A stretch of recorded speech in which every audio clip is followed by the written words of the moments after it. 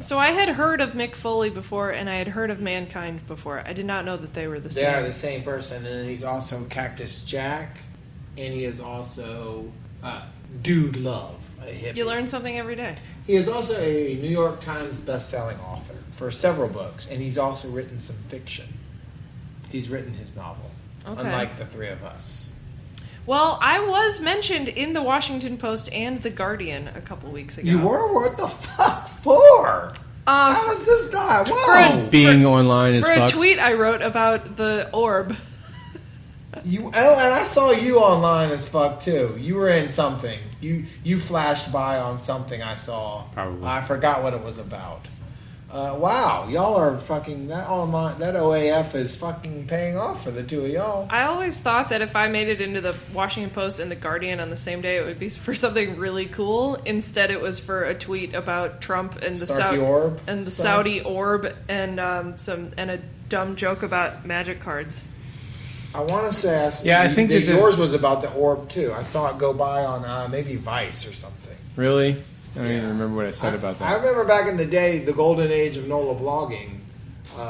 Hey, this is about me, Varg. Sorry. This is not about Jeff. I made it into the New York Times, though. About some quote, some tweet I made. Oh, it was about him. Something I made about... Yeah, it's about me. God damn it. It's about my achievement Deuce here. McAllister. Okay? Right. Let's say hunker down. Hunker down. Hunker down, y'all. Hunker down. Hunker down. Hunker down. Hunker down. Hunker down. Hunker down.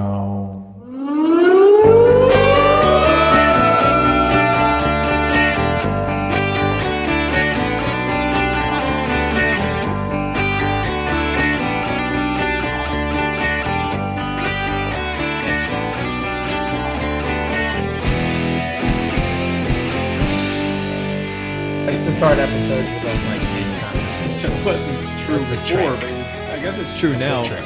because I just turned it on and. It's what you get when you order the Hunker Down cast. Hi, it's the Hunker Downcast. I'm Jeff. That guy opening his beer over there is Lance, and our Reverend friend, Varg Vargas at Varg Vargas on the Twitters. Yeah, if you're looking for him right now. Also, y'all, please follow my gallery page. I'm trying to give it original content. So follow the gallery at Deurty Boys. There will be stuff that you cannot find on the at Varg Vargas account. You want them to follow Deurty Boys on Twitter exclusively, or At Deurty Boys. Oh, you can follow us both, but I used to just kind of retweet. No, what I'm saying is that it's available on all of your various social media outlets. I mean, The Deurty Boys? Yeah, there's one of all, but I'm trying to promote the Twitter account now. Okay. Also, for anyone who's wondering, it's not dirty spelled the usual way. It's dirty spelled D-E-U-R-T-Y. D-E-U-R-T-Y, boys. Yeah. Just follow my regular account, and I will retweet Deurty Boys accounts, and then you can follow it from there. Okay. We'd also like Tim and them to say hello to Alli. Hey, everybody. It's great to have you back. I hope you're... Oh, wait, I'm sorry. She's being online as fuck. So, anyway, Allie's here, I got a text. Sorry, I'm turning my phone back off. It's fine. It's off. All right. Good job. Wow. Thank you, guys. I appreciate that. We're in the French Quarter again. There are so many tours going on around us right now. It's a hot happening Friday night in the Quarters. I don't know if you guys have been in the Quarter in the last few years, but the tours are fucking out of control. There are mad, just groups of zombie-like people wandering around. The tour guides stand out in the street. It is a fucking mafia going on. Everybody we know is basically a tour guide on the side. There are groups of 50 or more people. They obstruct the sidewalk. I think it's Chris Rose's fault. I've seen his tours. And Is he still doing that? He was not for a while, and then now I've recently seen him in the last few days and last few weeks. He's back out there. And stuff. Okay. His tours are never really huge. I was just thinking about him the other day because it's been a while since anyone has done their profile of and or whatever happened to. Yeah, I think the last one was basically it. They were just... Yeah. There's going to be one more story, we've is what I'm saying. There's I one more kinda- story to be written. I was assuming that there would be one every few years or so. Like that's just that's a kind of not an evergreen, but it's one that comes. It's like he's like a 17-year cicada Like every now and then, you got to go check in with him and see where he's at. Yeah. No, where he emerges and it becomes news because he emerges. Oh, it makes a lot of noise. Well, he has to change something in his life to actually get another story, and I don't. Yeah, he has to shed his skin. Yeah, one more time. Chris Rose has been molting. The one thing about him is he is significant in my life in that I have a group of about maybe 6 people that are not homeless that I've mistaken for a homeless person. Like in the quarter, you're walking around and you just see homeless people everywhere, and they're just another thing you see, like a guy carrying an instrument or something. Right. It's just something you see all the time. And several times I have looked up and said, "Oh, there's a homeless person," and then in 2 seconds realized, "Oh no, that's my friend. I know this person." They're not. It's an actual person that you know. They just, for whatever reason, they had like certain mannerisms or way they looked or way they moved, right? That made me go, "There's a homeless person coming." And Chris Rose is significant in that he is one of only 2 people that I've done that to twice. Like I've looked up and like, "Oh, there's a homeless. Oh no, it's so and so." Like one time, I just looked up and was like, "This poor man." Oh, it's Chris Rose. The most significant thing about it is that he is the only person ever that I thought was a homeless person, and I didn't even see him. I just heard him behind me. Like I was walking, and I just heard him going, "Oh!" I was like, "Oh man, there's a fucking homeless person behind me. He's fucked up." And I looked back, and I was like, "Oh, it's Chris Rose." He's kind of... The first time I just looked at him and did it. How did he develop that voice, by the way? Well, the cigarettes, I guess. You think so? Or worse. I mean, when he started the column at the Picayune that no longer really exists, right? There's no longer like that one guy or gal who does the... Oh, in any form, not him or anybody. Well, just right. At the paper. The man on the street column. Yeah. There isn't one of those The everyday working man column. Whatever it is. Right? Everyday... The Jimmy Breslin type of whatever. Yeah. The addict who loses his family column. Yeah. But he... That was so harsh. Well, when fucking wrong for that. I guess my point of it is that when he started doing this, writing this column in this role, he was trying to be like his generation's Ronnie Vergitz, right? And eventually, he started talking like Ronnie Vergitz. Like he has developed not only that raspy voice, but he even kind of affects the accent a little bit. Yeah, it's a little weird. Maybe he's. I have heard that. When a captain, when you're on a plane and your captain comes on and he's got that captain voice and he speaks, "You're flying over here," that they all sort of have, I don't know if this is consciously or unconsciously, sort of pattern that voice after Chuck Yeager. That so when they come on, one guy did it and then everybody was like, "That's how you do it," and then it just sort of is this thing that sort of took on a life of its own. So it's pilot kayfabe. Yeah. Maybe that's what it is. Everybody's just putting on a little bit of an act, and why not Chuck, and why not Ronnie Vergitz? Okay. Better than Garland Robinette. Yeah, if I was getting on a plane and I heard Garland Robinette coming from the cockpit, I would be really nervous. I would try and do an impression right now, but I would fuck it up, so I'm just... Well, yeah, he's definitely gotten a little worse over the years. When I hear Garland But you're Robinette, slipping into Alex Jones there. I'm sick of it! I'm sorry. Garland is not Alex Jones. Garland is more like I imagine like a hound dog, like droopy eyed, bleary eyed, like a dog trying to. But his voice got fucked up a few years back, and now he's got a certain. Yeah, there's a little bit of a rasp in there. I think if you use your voice as much, because I think Ira Glass's voice has changed over the years too, and he definitely sounds different. What's going? Oh yeah. Stop. We can't talk. We're going to have to edit it out. Okay. Oh my God. What is happening? All right. Well, we can tell them about it. Okay. What the fuck is this? Might have to be a sidebar. In the background today, Tim and Em, we're in the gallery. So I have Friday is old school wrestling day in the gallery, and I just play WWE Network in the background at all times. And what we have on right now is a playlist they have on there called Colorful Characters. And I think this is Playboy Buddy Rose's weight loss routine that we're watching right now. So if y'all don't have the network, never mind. So I've never seen wrestling before. So all these characters, all of this, like really, really 1/500 lardess strange shit is all totally new to me. Yeah. So if during this podcast I keep saying like, wait, what? Like if I do that a lot, I'm sorry. Every now and then, wrestling promoters back in the day would like do little forays into entertainment, and they would have little segments. Glow, Gorgeous Ladies of Wrestling, was probably the most prolific at it. You know, with considering the amount of money that they had, they would have the girls would rap, and they would do little skits, and they would tell bad jokes and stuff like that. And every now and then, the big guys we just saw.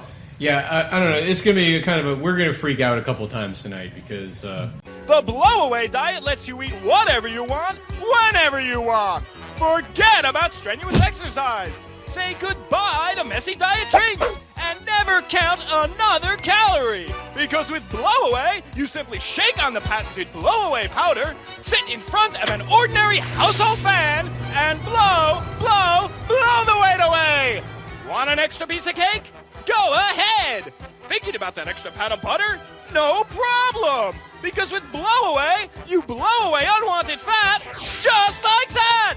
That Playboy Buddy Rose weight loss segment. Yeah, it was pretty bad. Was rubbing flour all over I didn't understand, was that flour or was it powdered sugar? I don't know.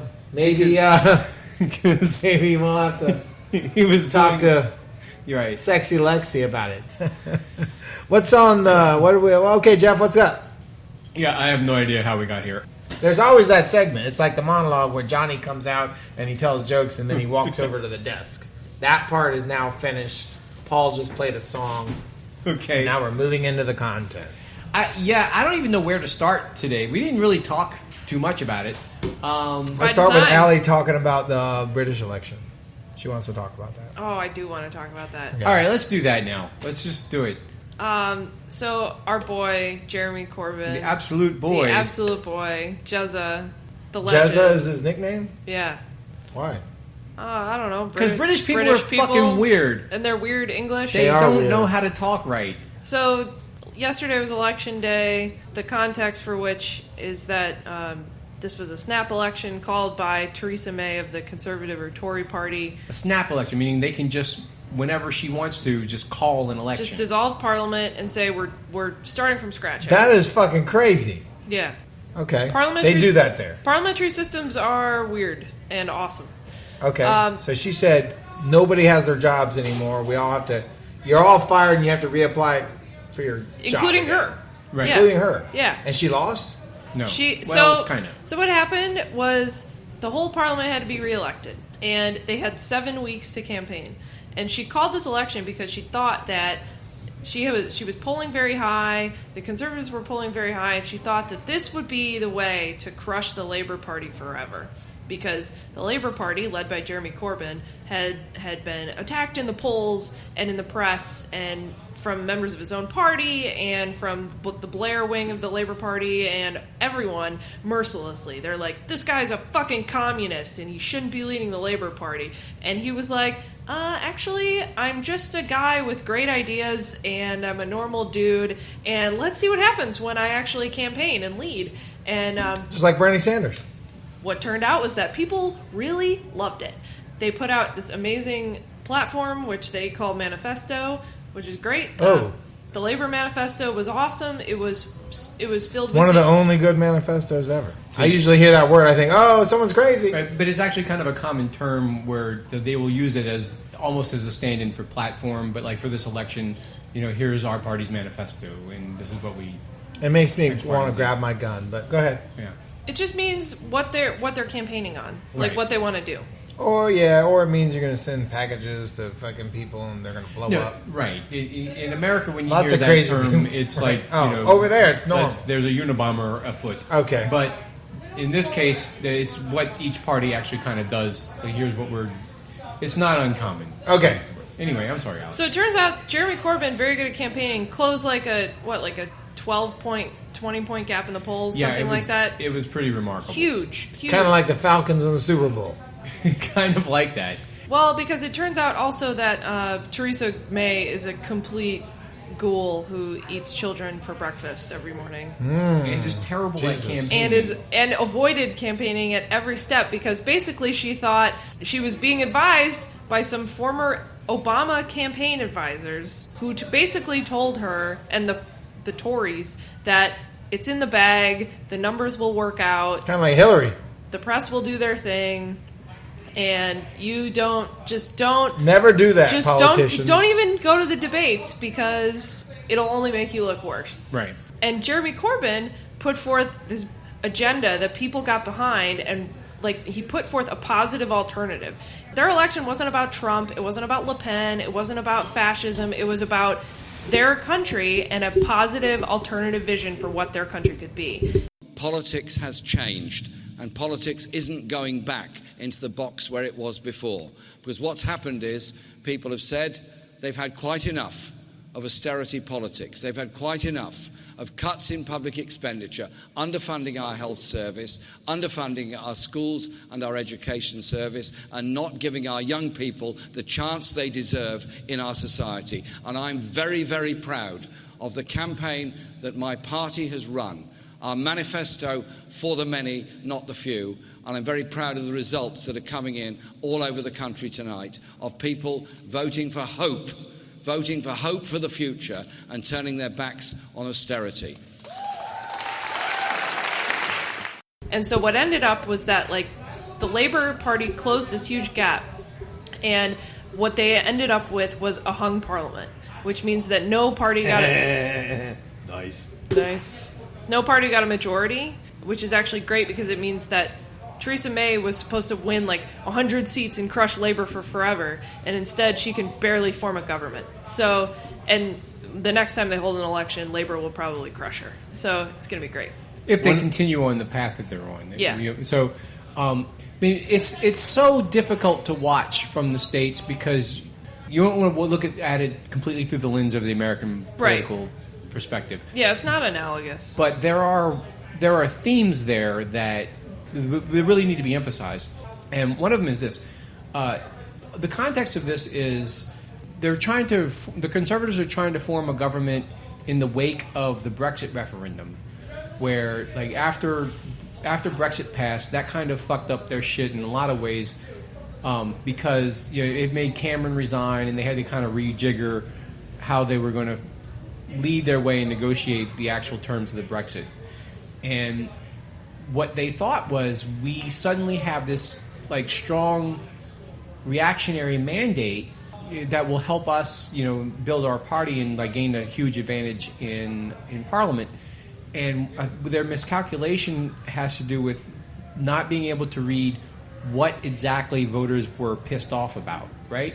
In a similar way to which let's talk about Bernie Sanders which now. American pundits read the Trump election as, oh, well, obviously everybody is a racist fuck, and ignore the fact that, no, people are pissed off and desperate that they've lost we've just gone through a financial crisis, and people have lost their mortgages, people have lost their health care, people have been saddled with huge piles of student debt and have no idea what the future is going to hold, and they need something to change very desperately. That's what really animated, Trump. That's what animated Brexit, and that is also what animated the Sanders campaign. And so we have these Bernie would have won. Bernie would have won. But this is kind of what Bernie would have won coming in 45 seconds. So as a test case, Corbyn, instead of Labor deciding to run, we'll just we'll run Hillary again, or we'll come up with some kind of way to compromise with the right. Whatever shitty candidate they've ran for the last, right, their last few leaders. I mean, they've been terrible. So instead of doing that, they decided to Corbyn dragged them there. I mean, he is still fighting off an insurgency from his own party who thinks that they could have done, they could have beat Theresa May completely with a milquetoast shit candidate. Yeah, I knew they were going to do that too. Everybody knew they were going to. But on the other hand, those voices are getting drowned out considerably by the people who are obviously the lesson to take from this is that you can beat they totally destroyed UKIP. So Nigel Farage's party has no seats now. They're done. Mm-hmm. They're over. Because a lot of them went to Labour. Because if you put forth a positive alternative to this immigration-bashing nationalism, one that like actually will give people stuff that they need, they will vote for that. And that is exactly the Bernie 101 theory right there. It's exactly. Like, if you pit Chuds and Trump bullshit, Trump obviously a fucking con man, and everybody can see it now. If you pit that against... wait, I don't know if everybody can see it. If you pit that against... Look, hey, we actually want you to have free healthcare. We actually want you to have free college. We actually want to help you dig out of this fucking hole that you're in, instead of finding some asshole to blame. People are going to choose hope if they see it as genuine. And that's been the real problem for the left in this country for a long time now, because it's so tainted with this just corporate bullshit and technocratic, wishy-washy, tinker around the edges crap. Right. Like means testing and all that shit. That people see through because they know it's not speaking to them and they know it hasn't worked for them. Yep. And, there's a difference between what the right wing does and what a strong left can do for people. And Corbyn's campaign this year is the first way of starting to prove that. And I think that's why everybody's kind of fired up about it. Oh, I'm so excited. Oh, I mean, also because it's the most full-throated socialist platform that I've seen in a long time. In our lifetime, probably. And it won 30 million votes or something. And he mobilized the youth vote. So they registered over 1 million young people in the last 2 years, and the youth turnout rate yesterday was 70%. If Democrats turned out youth at 70%, the Republicans would never win another election. Fucking millennials. There are pathways to winning. Will the Democrats learn from any of this? Hell fucking no, they won't. The Democrats haven't made this transition. They have not. We had opportunities to do this spring. The DNC fight was all about this. They're not even committed on running on a universal health care platform in 2018. I mean, it's just ludicrous. Right. They're a rudderless ship, and they don't know what winning is like anymore. And they think that, the ACA is winning, and it's not. And the Senate Republicans are dismantling it as we speak. So nothing has fired up the country like healthcare in the last 6 months. And we've got Nancy Pelosi out there being like, absolutely, we're not going to push for single payer. Why the fuck would we do that? Right. Maybe they'll change their mind. Well, I don't know if they'll change their minds, but the key is to force them to change their minds. Yeah. The key is to put someone in charge who's going to force them to go in another direction. Yep. And that's what this damn DNC fight was all about. It was. Back in the spring, where people were pushing for Keith Ellison to be the chairman of the DNC instead of Tom Perez, and it didn't work because all of these fucking soulless money assholes kept telling us to shut the fuck up. Mm-hmm. And this is where, it's where these decisions get made. It's where, if you're going to build a goddamn party that means something, that stands for something, you can't just be about going to the cocktail parties and pulling in the money. You have to be about telling people what it's for, what you're doing this for. Yeah. There are other differences between party structures that I think are relevant, such as the fact that U.S. political parties are not membership-based, whereas they are in almost everywhere else. It's you can't actually be a member of the Democratic Party. You can be a donor, you can be a registered voter, but you can't be a member. It's not a membership organization. It's why I joined DSA, because DSA is a membership-based organization where it's democratically controlled by its membership. It's more like a union than the Democratic Party is. So I think that is what we need to do, is be organizing it in membership structures that are democratically controlled, and that's how you're eventually going to build enough power to challenge the Democratic Party and push them left. And that's always how it's worked in America anyway. You've always had organizations like that. You've had labor, who has been completely eviscerated over the last 30, 40 years, right? Yeah. But worked very much that way, finding people at the grassroots where they were plugged in some meaningful way that meant something in their lives individually, that also connected them to the political power structure further on up the chain. And that's how you combat concentrated wealth in the political arena, because you can't do this on an equal footing. And that's what, right? So you have to. And that's the point, right? We want to fight capital. We don't want to join capital with the intention of not somehow being corrupted by it in the process of beating them. Like, that's not your theory of change. It doesn't work. Anyway, I'm super psyched. Try convincing the voters of that, though. I mean, they are all very much, they believe in capitalism and they believe in the system. They think that no matter what happens around them to convince them otherwise, they're always just going to, like, go back to that core of, you know, you work hard, you pull yourself up by your bootstraps, and you, no matter how fucked up their lives are around them, or that no matter how many of their sons die, or no matter how many people get hooked on drugs, or how many people can't pay their bills, or no matter what happens around them, they will always just go back to that. It's like a religion almost, you know, for them. But it's like almost like God. I mean, I don't think we're going to... thing that doesn't exist, but they just believe that it does. We're not going to ever get rid of private enterprise completely, but people like when we set up universal social programs, people tend to like them. So Medicare, there's a reason why if you test like whether people respond to Medicare for all or single payer universal health care, they generally pick Medicare for all because it's easy to understand. My parents were on Medicare. It was great. It was free. We paid into it. Then they got it. Just expand that for everybody. Like, that's a concept that people can wrap their heads around, and it's a program that people like.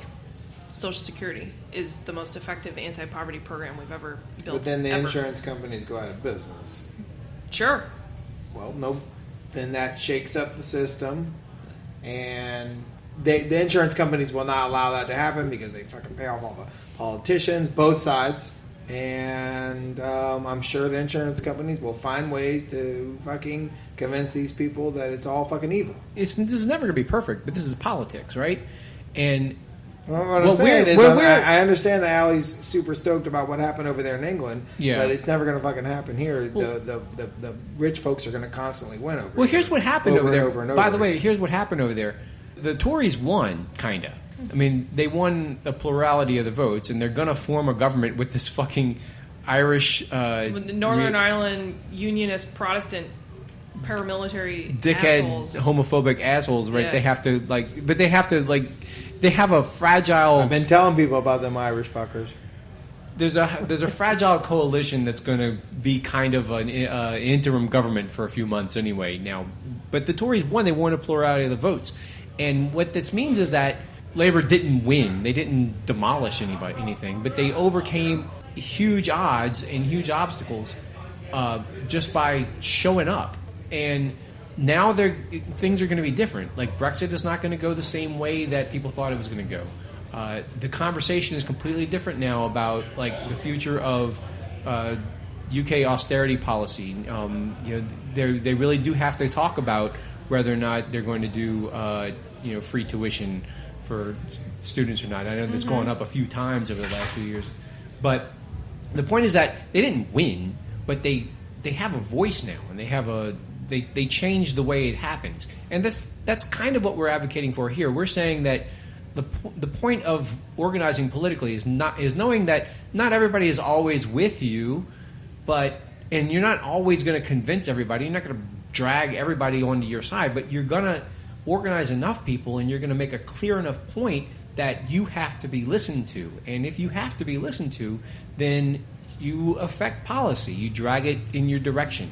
I mean, that's the whole point of DSA, right? It's like, hey, we need to weight the Democratic Party slightly back in our direction because it has gone way too far on the other side. Mm-hmm. And if you have this... If you get out and you say, like, we want Medicare for all, and we want to say it that way, and they notice that that's being responded to, then some of these dickheads are gonna adopt your line, and they're gonna adopt your policy, and they're gonna notice that they're winning with it a little bit. Now, they're not going to be perfect, and they're not going to be the people that you love all the time.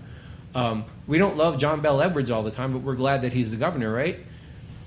It's going to be situations like that. Yeah. And you'll get better Democrats, and then maybe eventually you'll get something better. But I sound like a goddamn incrementalist, I guess. But like what I'm saying is that that's how you do politics. Like you at least find a place where you are heard, and therefore things build, I guess.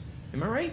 Yeah, but I think it can go a lot faster than that if you actually say shit that people will respond to. And if you put forth a vision of an alternative, like, we know our country is fucked up, and everyone knows it. But when it comes time for campaigns, people pretend like everything is basically fine, and it's like nobody can ever say, no, this is wrong, and this is why, and it's because of these people, and what we need to do is change this thing. Right. Nobody ever just comes out and says it. Our political language is totally stilted. It's hyper-normalized, if you want to use Adam Curtis's term. Like, we're all living in this world that's just off. And no one ever says anything about it until you to a certain extent, it's off. We all still have clothes and pee. You know, like, all our needs are met. But they're not. They are. Look at us. Look at everybody. Everybody's fine. You think you're not, but you are. And now, I understand what you're saying. There are certain aspects of the system that need to be fixed. But look at us. No, but we all are doing fine. The three of us are doing fine, for sure. But that's the point, is that there are people, like half of African-American households in this city live on less than $15,000 a year. They're not doing fine. Like, we have tremendous inequities. In America, they're not doing fine. To the rest of the world, they're doing pretty fucking good. No, but that's not the standard. Right. Is that what you want to tell people? You want to go around saying, well, guess what, buddy? You're not... Well, what I'm saying is that when you want to see real, like, change, then people need to start losing those essential needs. When things really get, like, not fine, then you're going to see, like a huge shift in...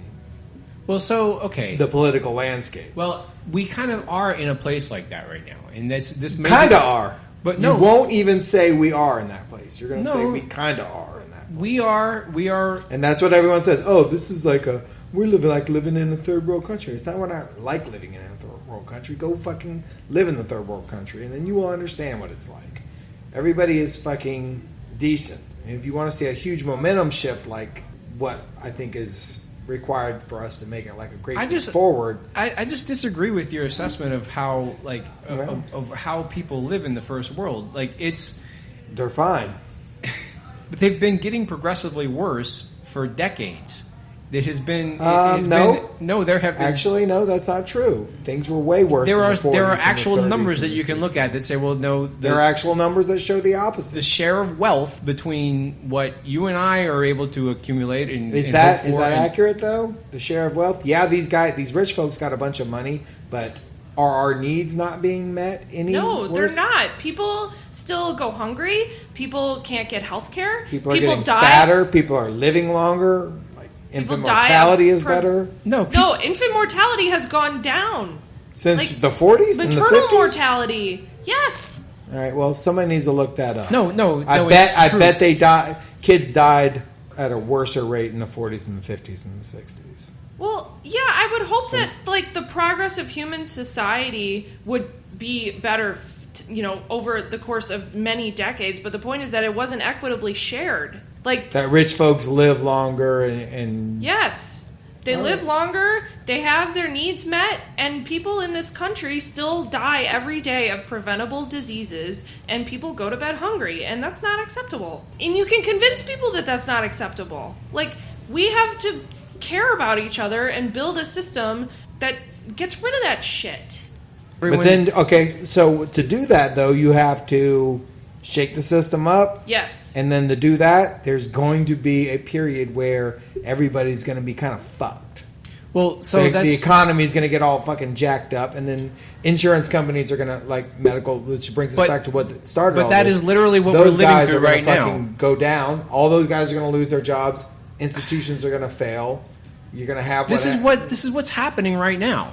This is what we've been living through since really like on a slow burn since the mid-'70s, but on an accelerated rate since 2008, the entire system basically darn near fucking collapsed. And people have suffered for it. People have lost tremendous amounts of wealth. People have lost their homes. People have lost their futures. In the context of this, institutions have been diminished that protect people from this sort of thing. All around the country, governments have retreated from protecting people from Hey, what's up? We got customers. What's going on, man? We're kind of just chilling, yeah. Yeah, what's up, man? Feel free to look around. Thanks, man. What's up? Say what? No. We're semi-open. Oh, I'm sorry. We made him feel weird. Meathead came in. He's like, "Hey, we y'all made him close? feel weird. Y'all close? Please pay attention to me and help me." Anybody with beads on and a drink in their hand, I can't take them seriously. I'm like, you're like 75% real right now. Yeah, I totally know how to handle those guys all day, every day. Yeah. It's funny as shit. All right. Well, look. But if you're going to shake the system up, there's going to be So it's the going to point get is fucked that up. politically, we're at this point where everyone has seen this. This is what explains this hard right drift that is happening. It's happening all over Europe, and it's happening all over the U.S., where you have authoritarians thrive on this kind of discontent. This shit, my life is a lot shittier than it used to be, and fucking, I don't really have very many prospects. I don't know what's going to happen to me when I retire. The people who just feel completely lost, and there's an asshole who comes in and says, "Yeah, it's because you got these motherfucking Muslims and Mexicans and shit that are coming for your shit," and they respond to that because it's an easy answer, like it's an easy thing to say to people, because people literally feel threatened, and the reason they feel threatened is because there have been these disturbances in the force that you were just alluding to, that you may not have yourself felt, but people feel all the time. There's that Star Wars reference. And so there's this danger of authoritarianism like continuing to grow. The way to defeat that is to give them a positive alternative and to say, like, no, we're better than that. We're gonna band together and take care of one another. And yeah. Can I make a couple points, though, about the insurance companies? Because I feel like this is, like... I mean, I'm with you. They fucking definitely need to die. They suck. But I think taking out... Like, if we didn't need private insurance anymore, a couple things would happen. Because I want you to think about, like, some of the ripple effects that would happen if everyone in our country had guaranteed care, right? If everyone knew that they did not need to depend on their employer for private health coverage. If everyone had guaranteed health care, no longer would people stay at shitty jobs that they hate just because they need to keep their policy. People would, like, you would see a lot of people changing jobs or quitting their job to start their own business, or, like, there would be a lot of people who would feel the freedom that you get when you don't have to worry about your health insurance and your job being linked. Everyone's relationship to their job would change immediately. And that would vastly change the power dynamics that employers have over their employees. Mm-hmm. That would be an amazing thing to happen in this country, because all of a sudden people would feel freer to tell their boss to go fuck off, because they wouldn't have that power over them because of, pre-existing conditions or someone, a child's disability or anything like that. It would change that power relations drastically, and I think you would see that happen all over the country, and it would be an amazing thing. There would be so much more freedom. Who loves freedom? Right. I like freedom. But secondly, the government would need more staff to run a larger Medicare program, and so if private insurance companies went out of business, there would be a lot more jobs available in the Medicare system itself. Yeah, not everybody in the country works for an insurance company, by the way. This wouldn't be like this huge... Yeah, but you know how fragile fucking the United States fucking economy is. One little thing happens here, it affects something else there, da-da-da-da-da-da. But also the money that goes to insurance companies is wasted. I'm totally with you. It's them. like they're fucking everything that money up. that they're like a vacuum, and if we just cut open that vacuum bag and put that money somewhere else, it's going to be more productive in the economy anyway. They could do us a solid and just bow the fuck out themselves, but I'm just saying. I think the whole fucking system is so propped up at this point that that this incremental change it's gonna be fucked up. Maybe I'm doing a bad job of selling it because I have equal parts idealism and pessimism, and maybe this is why I'm not a very good salesman for this, because I share your outlook. I feel like we're probably I'm also very positive, and I believe everybody is fucking pretty good. Okay, but we're not pigeons, man. We're not that is That's fucking right. true. I'll always say that. I don't you don't feel have to like make me sound like a dumbass when you say it. I was trying to do your pigeons, man. I was trying to do your voice. Gee, is that how I sound to you? It's how you sounded at the time, which was during Mardi Gras, when we had this exact conversation. We're not pigeons, man. We're not pigeons, man. I think does anyone have anything more to add? Yes, I do. It is. Okay, Jeff. It is. I have to pee. Add it to Alli. Shit, you're gonna walk away while I'm talking to you. That's never happened before.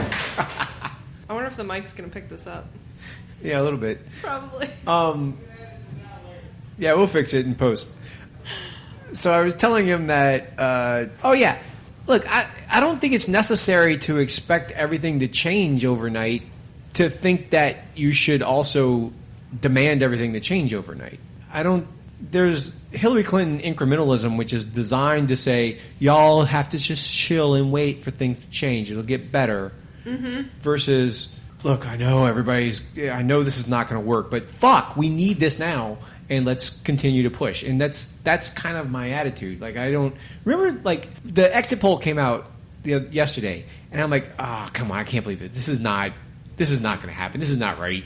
Yeah. And everybody's like, shut up, Jeff. And I'm like, I know. No, just me. I said, shut up. I was so pissed. I was like, do not even do your Jeff thing right now. I can't sit here and believe it's going to happen. And it did happen. It almost was exactly the way I think the exit poll said 314. They got 318. Yeah. But anyway, it's not because I'm telling people it's impossible to even hope. It's like, I'm just saying, you have to push. You have to understand how hard things are, and also believe that you should rage against it anyway. Like that's me. Yeah. But it's hard for me to sell things to people that way. I'm never going to go around going, "Hey, believe in yourself and good things will happen." Because I'm like, my line is always, "Shit is shitty, and it's gonna go shitty, but fuck them because we're gonna go get their ass anyway." And so.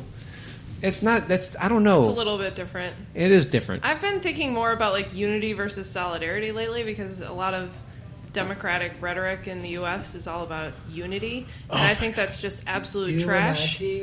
Because there are people in this country that I loathe, but our fates are bound up together, and we can all share in the same programs that funded by the same rich fucks who also live in this country. Right. And that is solidarity. That's not unity. You don't have to be unified with racists. You don't have to be, whatever. But we can all have good schools for our kids. Like we can all have health care. Like right. That's solidarity builds relationships, and solidarity I think is the foundation of like actual anti-racist activity. Right. And this is so important. I mean, this is like how to do the politics, right? Right.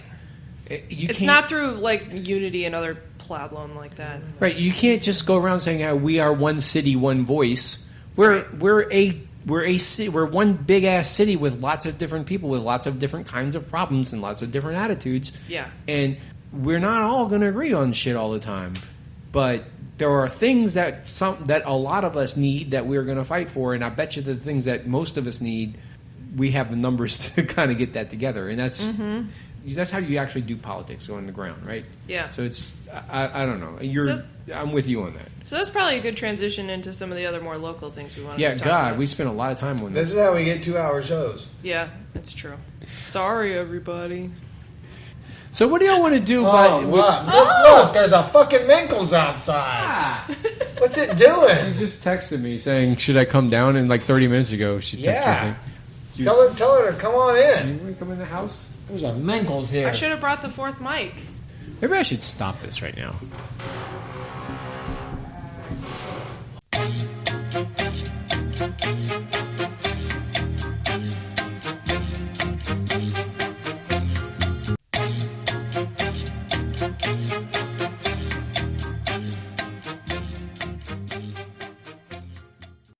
You know what I've been doing lately? What? Well, I did last night. Wednesday night. I've been wanting to journal, right? Because I forget shit. I noticed you talking whole about swaths of things happen and that people remind me of. I'm like, I don't remember any of that. I'm like, fuck that, it's bullshit. I'm going to start journaling. And I don't want to write.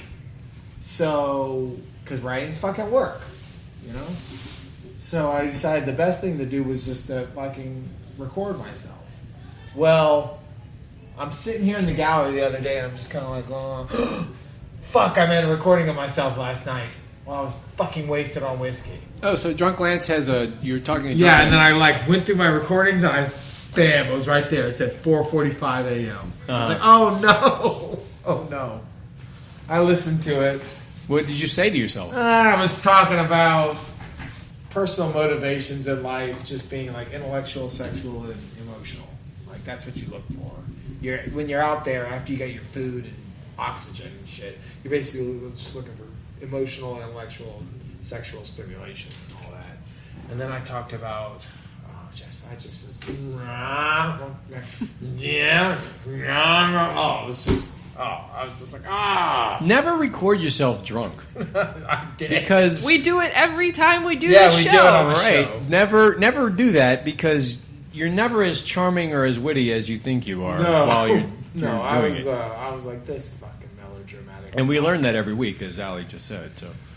Yeah, but this is 4:45 a.m. Yeah, that's this is special. not something I achieve. On the that's podcast. Yeah, if we're ever recording at 4:45 a.m., something's gone horribly wrong. It's the 8-hour episode. Speaking of which, we should probably move on. We were recording. Yeah, I don't have the balls enough to send you the MP3 that I recorded. We'll get it out of you sooner or later. You'll do another one. I'm going to do another one. That's the problem. I want to do more like just about what I did today. You know, I started the first one off with my fucking grand theory of the universe. We're not pigeons, basically. Yeah. And start blogging again. Yeah, but that's writing, and writing's work. If I want to write, I'm going to write short stories and fiction and shit. All right. I don't want to. Writing's work. Blog entries. When we were blogging, I would be like, let me just hammer this shit out real quick. And it'd be like fucking 90 minutes later, I'd have like fucking 4 paragraphs written and all linked up in a very nice fucking blog post. But it was still, that's 90 minutes of your fucking life, man. Yeah, well, how do you think it feels when people are like yelling at you about how come the Saints post isn't up yet? How come that, what the hell is wrong with you? I don't feel your feelings, Jeff. You're the only person in this universe whose feelings I have zero empathic ability. Wow. I'm just like... That's harsh. Yeah. Damn. I just got about like 20% Yeah, I'm lonelier. like, fuck with Jeff as much as possible. Yeah, I didn't know Just that. tell him, like, what the fuck? Why isn't that fucking post up, bro? Don't you fuck this up. Because you have this, like, Eeyore-type fucking personality anyways, where it's just like, Jeff's always miserable. I'm not going to make him any more miserable. I cannot put a dent in his misery. It is true. I do have I have a high pain threshold. Nothing I say is going to fucking... It's going to bounce right off you, man. It does. So, it does. I already know that, man. You're like a fucking supermassive black hole of that shit. I'm a tiny little ray of light getting sucked into it. I'm not going to hurt you, man. You're right. That's a problem. Your armor is just so fucking dense. Anyway, Did you say his arms are dense? His armor. I was like, His arms are dense. Why are you talking about his arms again? I don't know if you you've got ever a thing. You got a thing for Jeff's arms. Arms, yeah. Like, because one time at one of the fucking geek dinners, I like went up to you and like clutched you lovingly, and it was just like, as whoa, one does. That fucking bicep is huge with a Y. And I was like, whoa, where'd you get off doing that? And then slowly over the years, Jock Jeff has revealed himself because he's got a jock side to him. Yeah. He runs and plays football and works out and shit, but he's a librarian too. It's weird. That's why I love you. Anyway, even though I have no empathy for you, it's weird. That's an unusual situation. Yeah. I'm not sure how to read that. It's not that I don't have it. It's just I know I'm never going to affect you in that way. Yeah. I can't hurt you. There's nothing I can do could hurt you. We'll revisit this later, I think. what were we even doing? So we were talking about crime. Well, we just spent like a week. We did one of those weeks that happens here from time to time, right? Where everyone gets all freaked out. Where there's like a lot of shooting, and Jeff Asher gets to add a couple more notches on the crime analytics. Yeah. Apparently, so far this year, there have been more days with at least 4 people shot than there have been days with 0 people shot. And what does that mean, though? It means we've had a lot of fucking shootings. It means we need to fucking crack down on these motherfuckers with some crime cameras and all kinds of fucking military vehicles, man. We gotta stop. I disagree. Really? Yeah. I don't know. I don't think we got to do anything about it. It'll be fine. Like Bill O'Reilly, and what else is going to be fine? There was something else that was going to be fine. Bill O'Reilly's going to be fine, and Cafe Du Monde are going to it's going to be fine. Bill O'Reilly and Cafe Du Monde are all. It's going to be fine. Okay, it'll be all right. Nothing will happen. Well, just to put everything in context again, we had whatever these hiccups that we happen to have from time to time. I think they're called blips. Blips. Negan used to call them blips. Yeah. That's true. Yeah. Good old Negan. Where keeping the brand out there. Where it, for whatever reason, we reach this critical mass where a lot of people are just freaked out, and therefore the mayor must do a thing. Because for some reason, everyone believes that the mayor is responsible for stopping all the crime all the time. It's true. I think that there's a certain aesthetic about people in our country where we always want to find some. It's like cops. They're responsible for just everything. The cops need to fix everything. When I was on the Jackson Square Artists Association Committee, which was a little group that the artists out there put in charge, they're not in charge of anything. They're just in a committee. Mm-hmm. They would come to us with all sorts of problems and just be like, you need to fix this. And we had no authority to fix anything. We were just like a negotiating group where we would just go and sit everyone down and talk with them and try and sort out conflicts and shit. But everybody looked at us like we were supposed to have all the fucking answers all the time. Right. They didn't realize that they were way more responsible for the shit they were dealing with than... Well, they didn't know what your job actually was in Everybody that capacity. wanted somebody in charge who could just go and fix everything. Right. Which I guess is why people are looking at the mayor to fix all the crime, or the police chief, or whatever. So you all need to fix this. People have little concept of what the mayor actually does about crime, right? Is he... I don't know how magic he is supposed to be. And then I've never seen one fix the crime. But to go further, what is even the police's job, right? Are they supposed to be? Aren't they just supposed to go arrest people who committed a crime? Are they supposed to be? No, they're supposed to magically somehow prevent all crime. Prevent the crime just by being physically near an area where crime has maybe happened before. Right, and that seems to be the theory. I mean, that's the prevailing implication of everything that everyone writes, because everyone gets so angry and they say, well, there aren't enough cops. There aren't enough cops. Because why? There's no reason. It's a shitty job. She was just saying, the idea is that, if we just put more cops on the street, the crime would magically go away. I mean, we have probably 60,000 intersections in New Orleans. If you want a cop on every street, you gotta hire a lot of cops. Let me do the math real quick. 60,000 intersections, so 120,000 cops is all we need. Well, the point is that this is an absurd way to look at it in the first place. The point is that the end point of their logic is they want an occupying army. They want to live in a militarized police zone. At which point they will turn and say, "There's too many fucking cops." Well, they don't actually want that, but that's what they seem to. They don't want it for their neighborhood. They want it for somebody else's neighborhood. Right. And one of the bad neighborhoods. And oddly enough, right now, they want it for the French Quarter. Right. Somehow, when we talk about crime, the solutions never center around access to weapons. They never center around jobs and actually just paying people money so that they have more money, so that they don't have to do crime to get money. They never center around homelessness.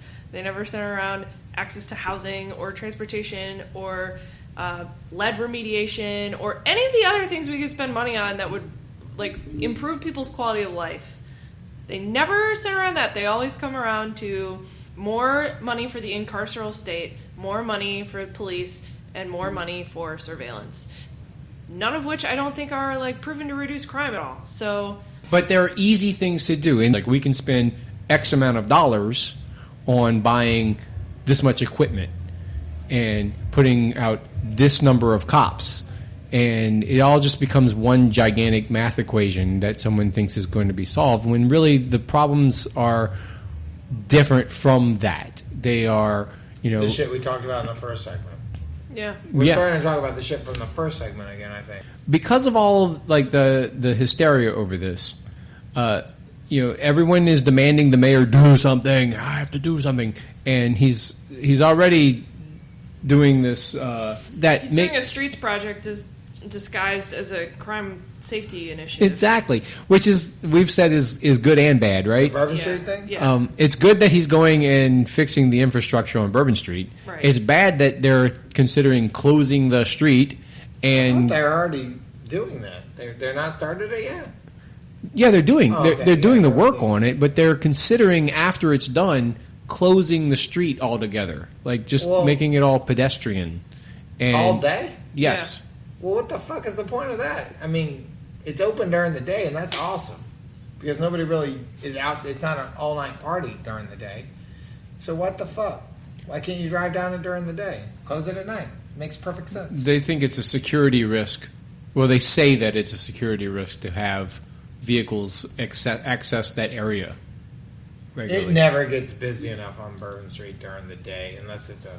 Here's what they say, is that they're thinking about the incidents that you see all over the world, like in Nice and in other places where somebody has a truck and runs into a crowd.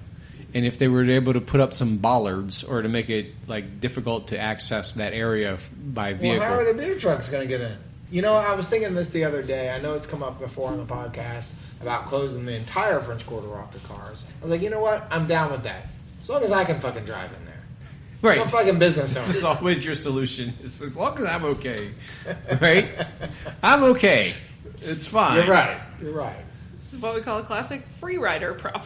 Well, there's only one motherfucker living this life, man. It's me. Right. So, but no, beyond that, I am also a small business owner in the fucking quarter, and I need to access my gallery via fucking vehicle. And, residents should be able to come in and fuck everybody else. Especially the tourists. And what we even sell to the tourists is this idea that this is a neighborhood, it's a city. I think that's long been... Well... It's long been abandoned.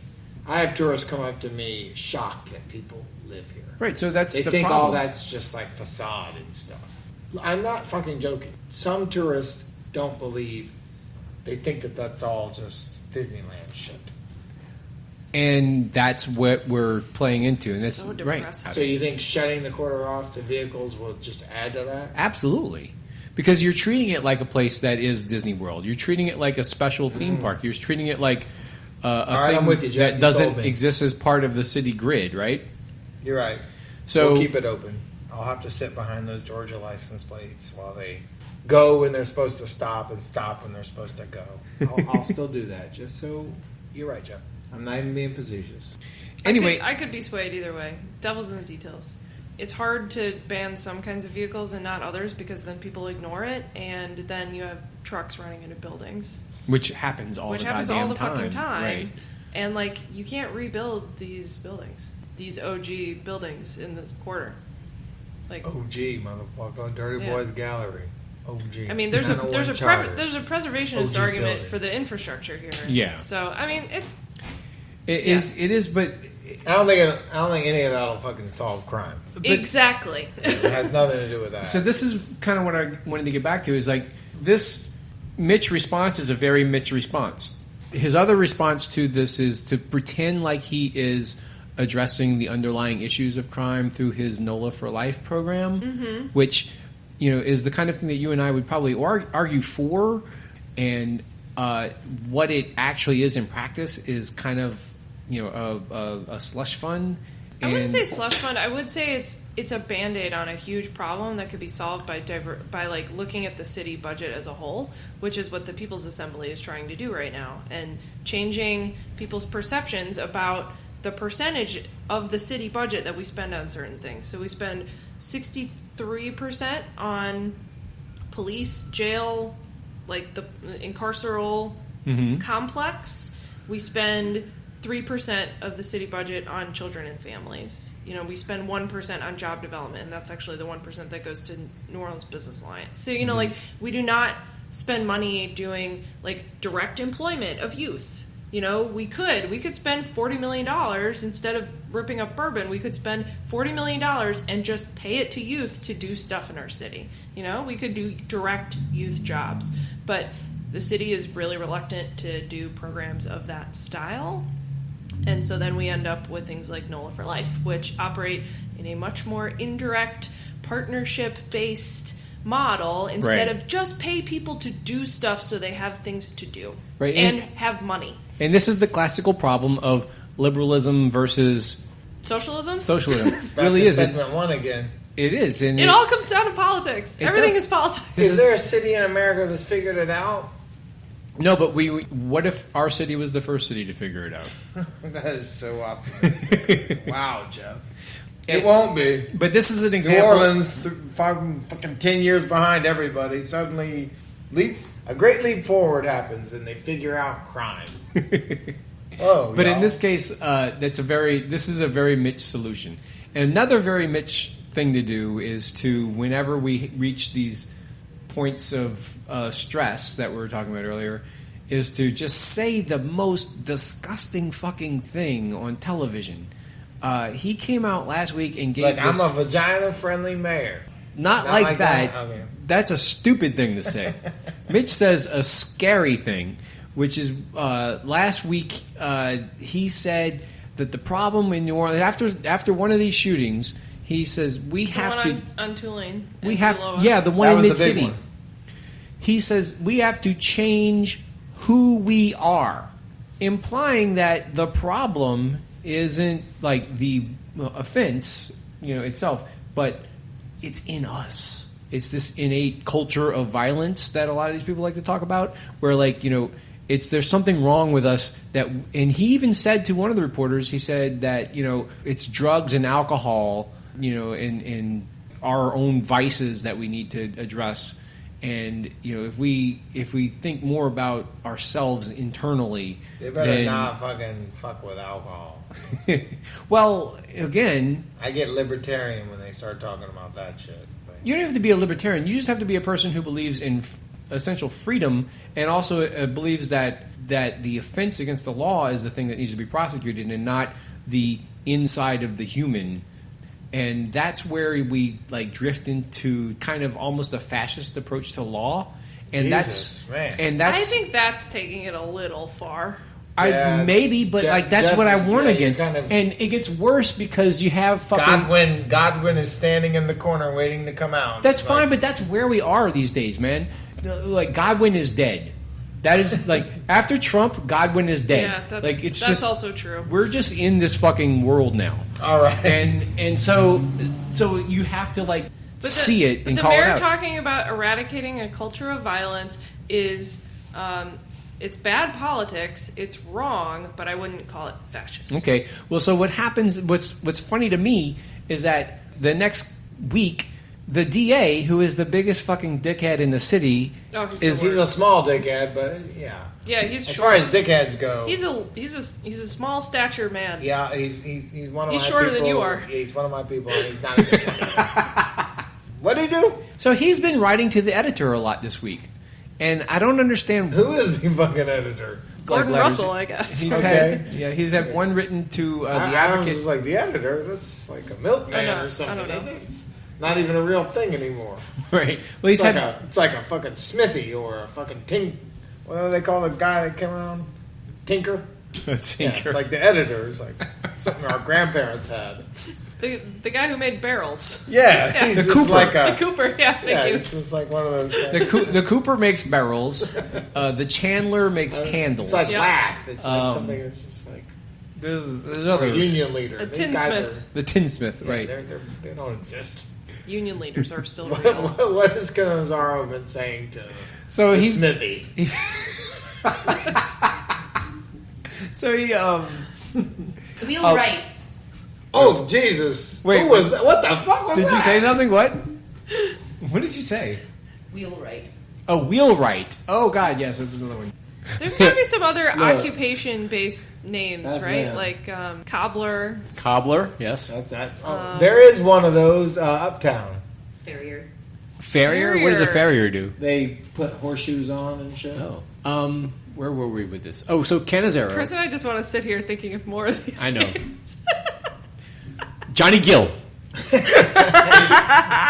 Ombudsman, but there's still those, huh?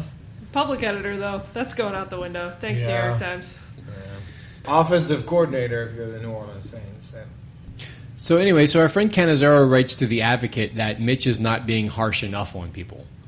Like that's the danger, right? When you So here is what happens. He's overstepping everything. When I try to call Mitch out for being fascist, and everybody says, "Oh, Jeff, come on," and then totalitarian, and then Cannizzaro raises neoliberalism is not fascism. Okay, but that allows some idiot like Cannizzaro to raise his hand and go, "Hello, guess what? I don't think that Mitch is being fascist enough." Right. And it's because we accepted Mitch as not being out of the box. No, just because he's being a neoliberal asshole doesn't mean that I have to accept it. Okay.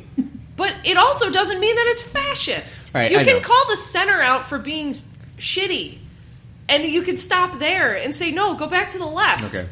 You can do that without pulling the center over to the right and making it worse than it really is. Okay. Well, all right. I'm just saying that they're shitty, and Cannizzaro is saying they're not being shitty enough. That's what I'm saying. Cannizzaro writes to the Advocate and says that, look, he's not being shitty enough. He writes this. Let me read this paragraph from Cannizzaro. It says, I believe an aggressive enforcement strategy against violent criminals is a full-time job and not simply a talking point to be used in a news conference when a desperate citizenry is begging for assistance. Meaning, Mitch got on the news and said some things that I kind of like, but like, he's not an asshole 24/7, therefore fuck him. Yeah, he's saying that the mayor should be a 24/7 police chief instead of, being the mayor. Also, desperate citizenship begging is a little hyperbolic. Yeah, it's a little colorful. Yeah. He's painting a picture. Short guys do that, though. I know. He did that because he's short. Diminutive. It's not enough that Mitch is kind of endorsing, Cannizzaro's right-wing assholery. Like, he actually wants him to, go to war. And so, here's something else I'm going to read you. He says, do it like Donald Duck, though. No. He says, Damn it. Do it like with a lisp. I wish I could do a Cannizzaro voice. Do it in a Bob Dylan voice. Yeah. I can't do either Bruce? of those. I can do it with a lisp, but that's not really going to work because it's not... This is how Cannizzaro should sound when he talks, because that would really make me happy all the time. Ensuring public safety is a full-time job that demands a sustained and consistent approach from leaders. From leaders? In espousing tough-on-crime policies on one day and then pacifist policies the next. This mayor has repeatedly placed politics above public safety. That's how Cannizzaro should talk. That's Cannizzaro. Thank God for Cannizzaro. But fuck this. Pacifist policies. This is like what we were just talking about. Mitch and his NOLA for life bullshit, and his redoing bourbon and putting in cameras and bollards and stuff. Cannizzaro says this is pacifist policy, right? Meaning, he's being too nice to the enemy combatants. Sending the cops out there to bust ass. Yeah, because every middle schooler in the city is a future Tully Hankton. So Right. Get on it, Mitch. Right. As opposed to what? As what he would like to do instead are all these things that he's come under fire for doing. Cannizzaro, talked about this a couple weeks ago. Sending fake subpoenas. The fake subpoenas and these indicting public defenders, material witness warrants and stuff that drag crime victims and rape victims into court to force them to testify. intimidating people into under false pretenses, and also intimidating people as they're intimidating their opponents, like you just said. Yeah. So like this is the kind of basically shit. behaving like a little mini J. Edgar Hoover. Right, little mini. Why do you use those words to describe Cannizzaro? Because he's not the director of the FBI. He's a little mini one. It's not because he's short in stature and diminutive. No, just in position. That's all I was referring to. That. I am a short person. I've lived my whole life as a short person, all right? I got nothing. Anybody calling somebody who is of small stature little or mini, it's offensive. You're hurting my feeling. I'm sorry that this is so bad for you, man. I didn't know. No, I'm just... Everybody wants to be somebody who gets their feelings hurt because it's so... Can we stop and just move and just do so-so and jive wire? Okay, well, yeah, let me... I guess we got to wrap this up. So, I want to ask this question since we're talking about it. Is like, why... It doesn't sound like this thing's ending. No. Why is he... Come on, bro. Why is he in the news? Why is he doing this publicly? Like, he doesn't have to run... Yeah, why doesn't he have to run... He doesn't have to run for re-election for a few years. We know we can't recall him because the legislature wouldn't let us change the recall standard. He's not getting laid at home. What's he up to? Well, you have a theory already. You're asking. He wants to influence the mayoral race somehow. That's what I'm thinking. That's all it is. I mean, he's trying to push it in a certain direction. I just don't know what direction he's trying to push it. Yeah, so there's all kind of weird shit going on. And because, Lance is desperate for us to get out of this, I was going to bring up... Desperate is a little bit more hyperbolic. That it's hyperbolic Jeff tonight. Yeah.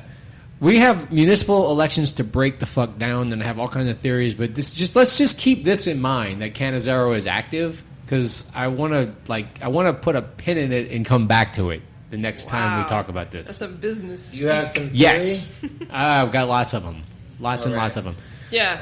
We're going to table this. We didn't even talk about the drama at the legislature, but suffice it to say that they didn't do their jobs. They're fucking terrible, and they're out to get the governor, and Cameron Henry and Taylor Barrison and their band of merry, mischievous assholes are like ruining everything. Cameron Henry, Taylor Barrison, and the other one, Lance Harris. Lance fucking Harris. The three-headed fucking shadow governor. Oh! Yeah, so we don't have time for it. We don't. But... There was not a special session. There is a special session. It's going on right now, and they're ignoring it. They went home for the weekend anyway. So Jeff's prediction from a few episodes back has come true. Right. And the good news about it is that means we get to come back and talk about it next time. Yes. So LA Ledge. LA Ledge. I'm gonna borrow a joke from our friends at Dean List. Louisiana legislator. That was fucking funny. Well, with that, look, that was Poppy Tooker, huh? Yeah. Let me push the button real quick, and then and then we'll come back and do the so-so stuff and wrap this up. Always find something at the Louisiana. Oh, I love her.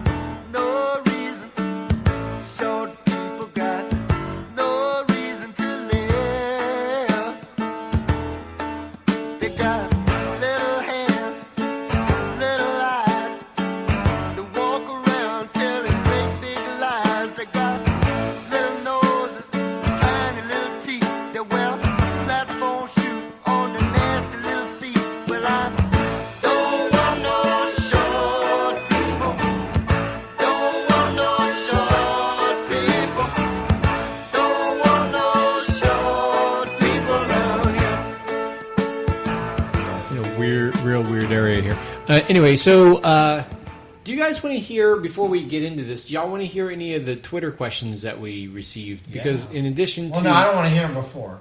I want to hear them online. Okay, well... While we're doing it. Oh, good, because I pushed the button already, so... Oh, we're starting. Yeah. Alli was just online as fuck, y'all. She didn't want to hear about snail fucking. I don't know why. God, you guys are weird. It's beautiful. The stuff that goes on behind the scenes here. How do you think snails reproduce? Molting? No. They fuck. spontaneous generation. There's an application. Amino acids began replicating themselves. Application process. Somebody has to fill out a form. Okay, guys. Who believes that? Amino acids began replicating themselves. Yeah. Seems a little suspect to me. Life is a mystery. I don't buy that. Everyone must stand alone. We're not pigeons, Jeff. All right. Nobody even knows that joke. That's an inside joke. What? We got questions, right? Yeah, so we have 2 questions. Allie's ready to go. The first question is from Zach Bartlett, or Zach Pistol on Twitter, and his question is, do you know any British people who could run for office in New Orleans? Because they're kind of in vogue right now. British people? British people who could run for office in New Orleans, and that relates are directly in vogue now, or British people are in vogue? I think he's referencing the UK election. Oh, British people suck as much as they ever did. I don't think they're in vogue at all. Okay. There are not too many people on this planet that suck worse than British people. So Varg says, if that's a question, I'm questioning. I won't hear it, and I won't respond to it. Exactly. The context, the pretext of it is no. I don't know any British people in town right now. Actually, I know several British people. You would not want them to stand for office, is what you're saying. No, no. They don't know that I secretly loathe them for being British. I harbor a certain prejudice against British people. Well, I didn't realize it ran this. They deep. fucked everything up, didn't they? The whole history of the world would have been different if not for them fuckers. They fucked everything up. They fucked everything Yeah, they up. did. They fucked a significant amount of things up. This is true. I mean, everything. They fucked every continent up. There's not a single continent that they have not fucked up with their bullshit. So, no, I don't want them to come here and fuck it up. That's the one thing about New Orleans that's great, is that British people got fucked almost every time they tried to come here and do their British shit. They got fucked up. They got kicked the fuck out. You know what? We have a fucking statue that commemorates just that. The one that... Fuck British people. That we're not going to take down. Right? Well, don't say that to Alli. No, we're not taking it down. Alli's got her eye on that motherfucker. Because of what you just said. This is going to be the argument Fuck right now. Fuck British people. Fuck them John Bulls. And it's totally okay to be prejudiced against them. Okay. There's a statue of Winston Churchill in town. Nobody knows this? Oh, down there by the Hilton, in that little circle where you turn around and shit, there's a statue of Winston Churchill. I don't know why we gotta tear that motherfucker down. Because they fucked over so many people of color and indigenous cultures. They are the biggest of all the countries in the world that have fucked over indigenous cultures. British people have done it all. They created us. We're like their fucking big, stupid son. Menckles runs around and goes, "Ah, the fucker culture's on." Menckles wants to know if the Winston Churchill statue is at what you might call an English turn.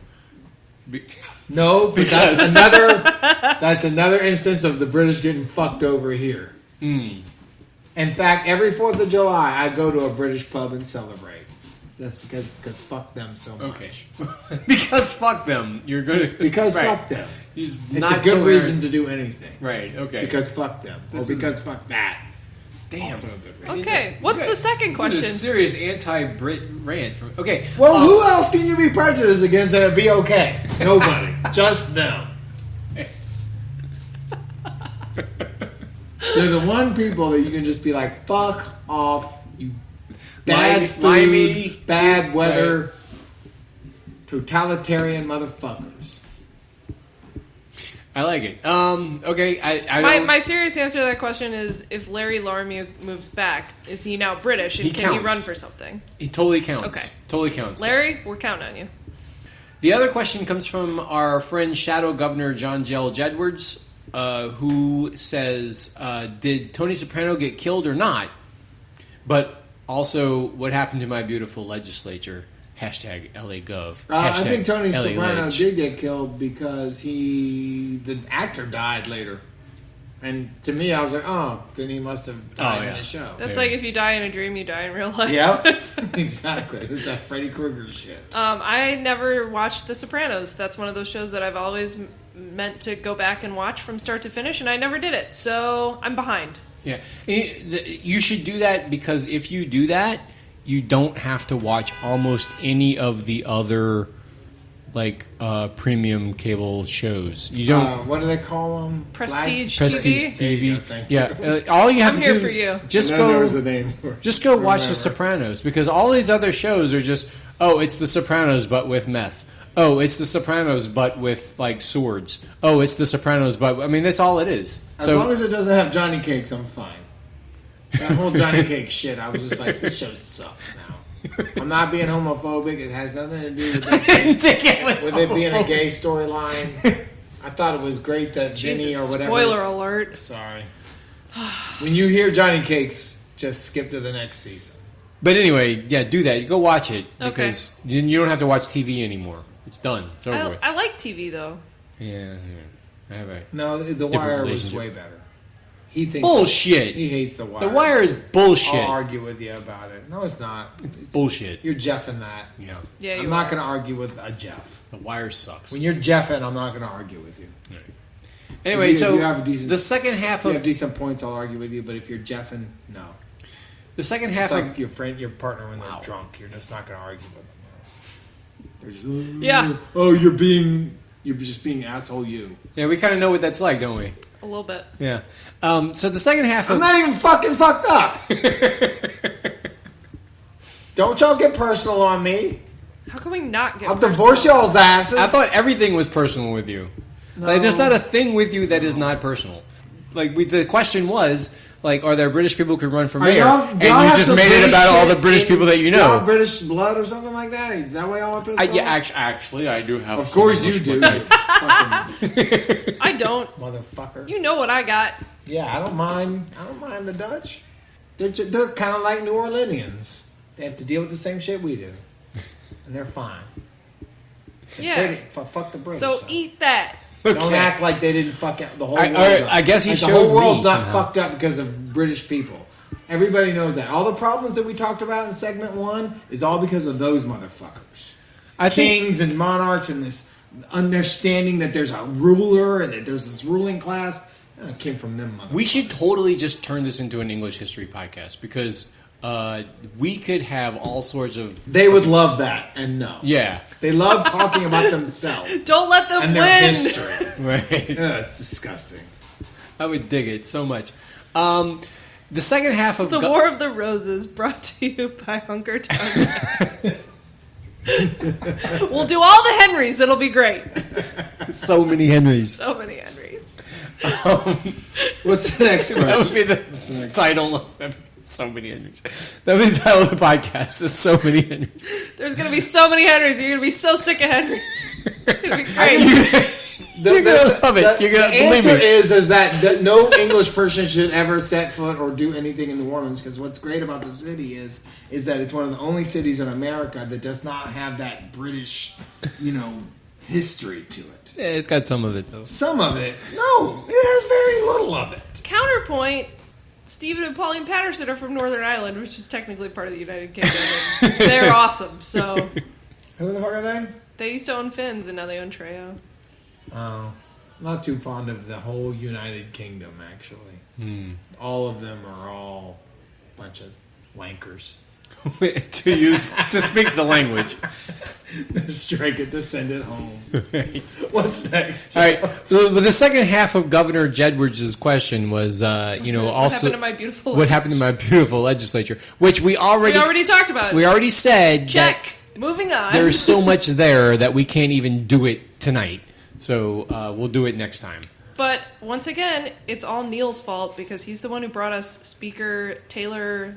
Friend of the show. So many Barras? Barras? How do you say his name?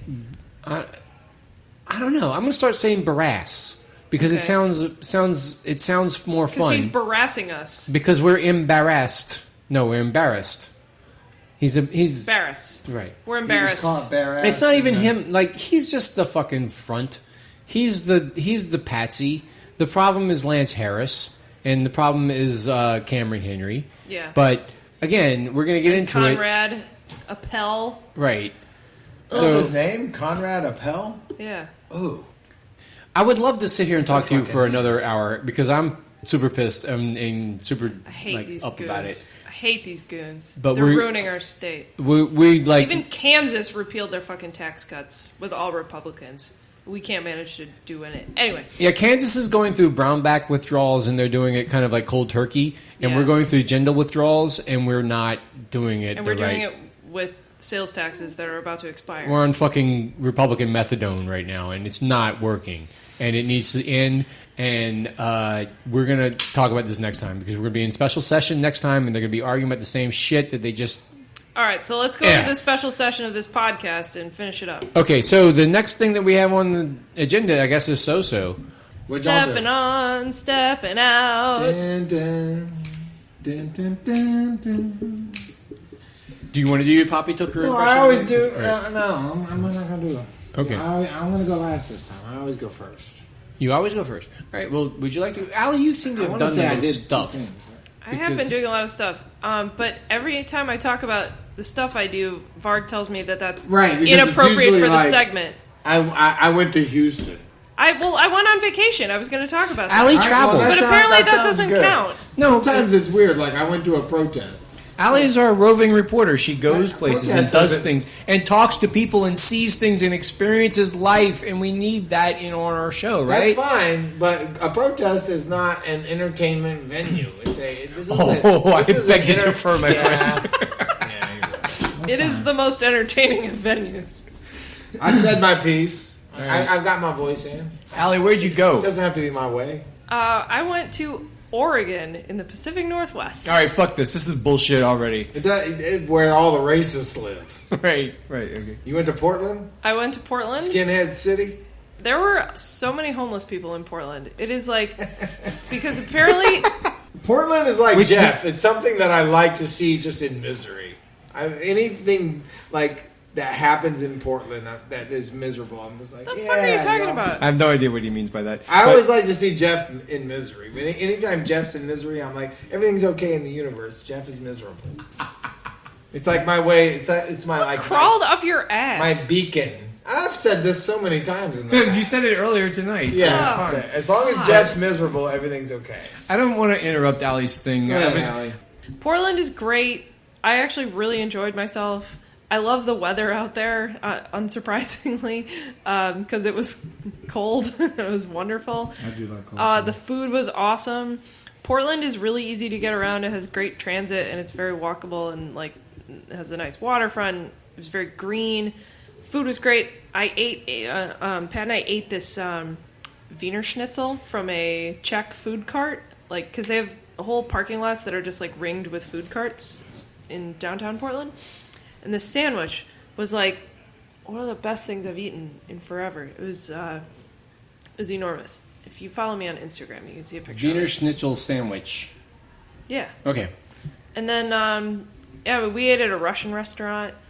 It was. You don't see those very. That's how we picked it. We looked at we were trying to figure out where we were going to eat while we were there, and we looked at the list of their good restaurants and stuff, and we were like, let's just go eat at all of the ethnic food that we can't get here, and that's how we picked. So we ate Russian food. We went to that Czech food cart. Okay. It didn't to see something different. Right? Oh, Thai food. We went to get Thai food too, and then we drove out to wine country because the Willamette Valley is filled with wineries. They make tons of Pinot Noir there, so we did some really bougie wine tasting. Yeah, we did that a couple years ago. Oh, but it was so beautiful, and the sun was shining, and there's all this topography and hills everywhere, and these places were just so nice, and the wine was amazing. It was delightful. So we did that for a day, and we stayed at a place out there, and you could see Mount Hood in the distance, peeking over the hills, and it was just really beautiful. And then we went out to the coast, and we stayed with friends at a house, on the ocean for a couple days. And this house had, it had a bedroom for everybody. It was built into a hillside. It had the steepest driveway I'd ever seen. It was a 45-degree angle driveway. But this house had a hot tub on the roof, so you could sit in the hot tub and hear the ocean and see the ocean, and like there's trees behind you, and you can see birds and stuff, and so it's like, it was pretty great. We went kayaking, we went on a hike. Oh, also, their weed is legal there, and they have no sales tax, so it's a pretty great place. So tax-free except weed. for all the homelessness stuff. Yeah, well, those fucking homeless people still managed to find a way to fuck it up. Everyone, I mean, they didn't bother me, but literally everyone we talked to in Portland was like, "Yeah, we're like the capital of homelessness here because every other city, our services are so good and our laws are so permissive about like camping in the public space and stuff that every city sends their homeless to us." Oh, come on. We heard that from probably a dozen people. I'm sure you did, but you know what? I feel like that's exactly the kind of shit that you would hear in New Orleans from people who are trying to like ban, like put in like spikes where the curbs are and shit. Yeah. You know what I mean? Like, oh, the problem is we're too inviting to these fucking homeless people. Well, but in Portland they weren't saying Makes perfect sense to They me. weren't saying it as an argument that they should become less permissive. They were just explaining it as that's why they had so many homeless people. Enjoy the wildlife. Kind of, yeah. That's almost just as bad though, because it's like nobody cares about the fact that there's a lot of homeless people. It's like, oh, well, aren't we nice to them? It's like no, they are saying that. Look at them, enjoy them in their natural habitat. Don't feed them though, because I don't think that's what they were saying. Oh, they were defending their city's programs for assisting the homeless. They were saying we spend a lot of money on this, and we have great services, and that's why a lot of people who choose to be homeless end up living here. Whoa, choose to be homeless? Fuck that. Some people do it. Ah, like the train kids. I mean, I'm choosing to live under the bridge at some future date, just as a contingency plan. But I'm not like hoping that comes out. No, the argument should be that they are not choosing to be homeless. The argument should be that they have been forced to become homeless by the crushing capitalist system. I like where you're going with that. So, nix the choosing to be stuff. Couple more things. They get all the good produce up there. Like, their apples were like, I've never had an apple that tasted like that before. So good. Because they grow them up there and then they send us the shitty ones. Well, isn't that the first of all, homeless people love apples. How about them? Second of all, isn't that the Washington State game is the Apple Bowl? Is that what they call it? The Apple Cup. Apple Cup. Yeah, there it is. Yeah, they grow the good ones up there. Their produce. I love college football because it teaches me about agriculture. Corn huskers. Yes. The Iron Bowl. Right. But that's. I know. Totally true. Yeah. No, they have Cotton Bowl. So the food was great. We also went to the Tillamook Cheese Factory, so that was cool. Lots of cheese, lots of yogurt, the best fucking yogurt and ice cream.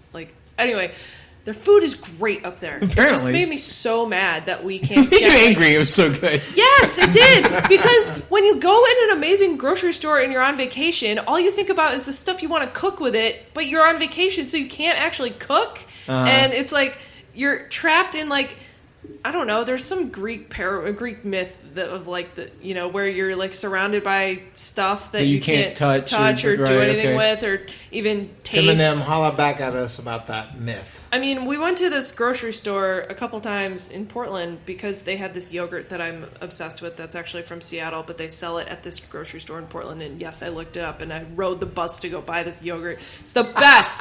Anyway, I went on a yogurt pilgrimage. And this grocery store, when I die, I want to be reincarnated as this grocery store. It was the nicest place I've ever been in. It was so great. Anyway, I'm probably You were thinking I'll just stay here. I'm probably going to move to the Northwest. No. I really like it up there. No. I got to wear a leather jacket. I got to wear... Everybody's moving to the Northwest. I got to wear layers. It was chilly at night. Right, in the beginning of June. Yeah. Yeah, and I think that you should have probably timed this trip end of May, to go. Right, I know, but I think you should have timed the trip for later in the summer. because then you really would have needed it. I'm going to go up to Michigan later. But yeah, no, I know where your head's at. So I did a couple other so-so things. I went to the New Movement again with you, Jeff. I was there. I remember that. On Wednesday. I was kind of there. To see our pals, Dean's List, do their show Fake News. They're so fucking funny. Do the first Wednesday of every month at 8:30. Yeah, they're awesome, and you guys should go. What else did I do? I went to the Jazz Market on Tuesday for Propeller's Demo Day, which was a great event. And I think that's all like the events I've done lately. Dean's List was really funny. Yeah, they were great. They're always really good. I learned something from them, by the way. I didn't tell you this. I did not even know the story about the chimpanzee. The Candy? No. Candy the chimp? Yes. The smoking chimp? Yes. Man, that's rare that a story slips past you. Yeah. Well, what the fuck is it? So Lance didn't hear about it. So apparently at Dixie Landing and Blue Bayou, the theme park / water park right out at Baton Rouge. The one that has that little slide where you can spin around in the cone? Yes. There is... That's awesome. They apparently had an animal exhibit, much like Tony the Tiger, except it was a chimpanzee. From the exit? From the truck stop. Truck stop. All right. His name is Tony? Yes. Okay. I learned that. But they had their own truck stop chimpanzee named Candy. She lived in like a concrete cell. Y'all are speaking of her in the past tense. And people would throw cigarettes in her cell and stuff. Like, it's Baton Rouge. It's horrible. And she would smoke the cigarettes. She is missing. What happened? Nobody knows. She just bailed? They still don't know what happened to her. She had escaped several times before, and she went to. They took her to the Baton Rouge Zoo to live for a while, but she became a ringleader of the chimpanzees at the Baton Rouge Zoo and taught several of them how to escape. So they took her back to Dixie Landing to be alone. They called her the loneliest chimp in the world. It's the saddest fucking thing. Holy shit! She's missing now. Presumed dead. Probably. Yeah, possibly. Or she could still be out there. Yeah, put out an Amber Alert. The funny thing about the show is the bits they did were all about like their theories about what happened to the chimp, and it was pretty walking, and she ran away. She was in a bad situation, and she fucking. Apparently, she knows how to get out of shit. So it's never too hard. Every time I've tried to like keep my dog in a spot, I never go through too many steps. I'm always just like, this box in front of the door will stop her. Right. And chimp, they're the closest thing to humans that there is. They're not fucking pigeons, Alli. Chimps have got it fucking going on. They'll totally fucking figure out they'll watch you. A dog can figure out how to unlatch a door. Of course a chimp can. Yeah. Good for her. She's out there just living on the bayou, I bet. She's a fucking rougarou now. She might be. She's Bigfoot. And she smokes cigarettes. Yes. So that's how you knew she was going bad. No, that's how you knew she was cool. She is cool. Ran away from home. Yeah. My little runaway. Anyway, what else? That's my runaway. I think I did. Probably. Anyways, do I have to go now? You're going last. You said. I'll go now. Fuck it. I can go, but I don't have anything. I have nothing. Let's not talk about it. I got nothing. You didn't do anything? I have one thing that I did. I have one thing that I did, and it's I just talked about it because I went to the fucking show with Alli. I'll say this about it. They are fucking great, and the problem with going to watch that show is they talk about the news, and being a person who talks about the news all the goddamn time. Including on this podcast. Right, including right now. You have to fight the urge to jump up and say, and another thing, blah, blah, blah, blah, like a drunken asshole. If I get like 5 years older and slightly drunker, I will be not allowed to go to this show anymore because I will be that bad. But anyway, it's fucking funny. The other thing that I had for So-So was nothing to do with me because we didn't do that a whole lot this week. But I did not want to let this podcast go without an extension of well wishes to our friend Phil Collins, who experienced some kind of a he hurt his cherubic head. Yeah, his cherubic bald head. Godspeed, Phil. Yeah. So we love you, Phil. Rest well. And his tour is called Not Dead Yet. Oh, jeez. And at any point, they could just, like... Something could happen on the way to heaven. Some roadie is going to have to go out and change the marquee where it says yet. Or no. Wait, no, the not also. The not and the yet. Just dead. Anybody could... It'll be like when Illinois elects a new governor and they have to change the governor's name on all the toll booth signs. Right. It'll be like that. Is the not yet Rod R. Blagojevich, governor. Oh wait, no, the new guy. There's a bit of a racket in signage, interstate signage. There should be a federal fucking law passed that in the second grade, teachers should have to teach children that bridges ice before roads. Because, fuck, that's a lot of signs. Never have I been speeding over a bridge on a frigid night and took my foot off the gas because, god damn it, bridges ice before roads. All they say, actually, the sign just says bridge may ice. In cold weather. Bridge may ice in cold weather. It might happen some other time that you're coming through here when the weather is cold. Because it's never cold. It's like 2 nights a year. Right. But that sign sits up 365 days a year. I've never been by that sign and saying, hey, this situation applies to me right now. I might need to be careful. Here. It's a cold night. It's always like... I have had this happen to me. So You've hit ice? Yes. In Louisiana? No. Okay. I didn't grow up here. Up there. But because we have federal standards for these things. So you were driving somewhere and the sign said bridge may ice in cold weather and you said, it is cold now and this bridge may be icy. No, I mean I've driven on roads where the road was fine and the bridge was icy.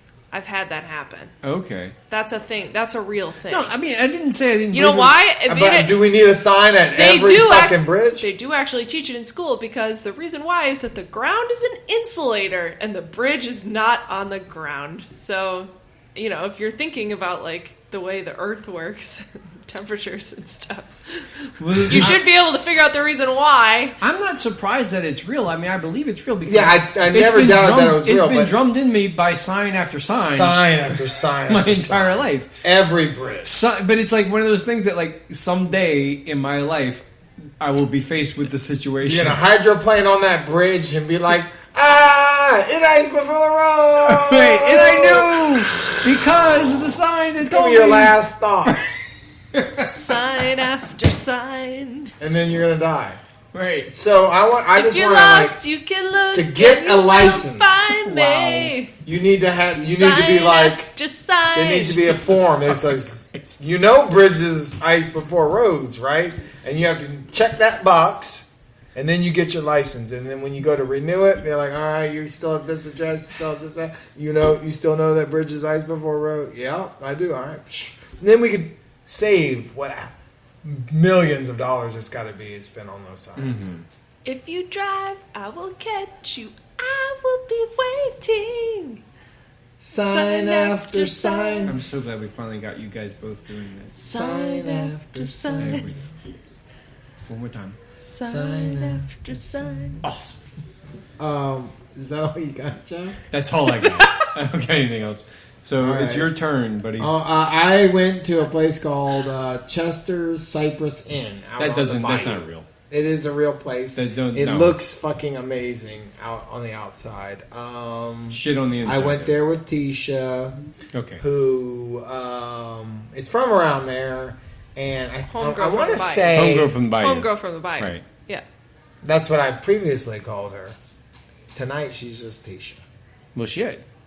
I mean, she's still my homegirl from the bayou. Fuck all that. Right. It's the fucking Chesters. Nailed it. It's in some place called Gibson or some shit like that. It's a Louisiana place. And apparently it's a road that no longer is of very much use, according to Jeremy Hebert. It used to have some use. The road is of no use. They built a new road, and now nobody has to be on this road anymore. Okay. And this place is good because it ices in cold weather. Well, there were plenty of those signs on the way there. Yeah. And I've always thought that. Right. It's part of... After I graduate from being an artist, I'm going to be a bit of a transportation activist. I'm going to talk about bridges, icing before roads, and also zipper merges. You know what that is? No. Mm-hmm. You do, Alli? Mm-hmm. A lot of people don't know what a zipper merge is. Okay. I guess you have I'm not going to talk about it. All right. So we went to Chester's. You pull into fucking Chester's. It's got I'm just going to drop this on you, and then I'm going to... Yeah. Different way. No, because it's going to extend the podcast, and we're all ready to go.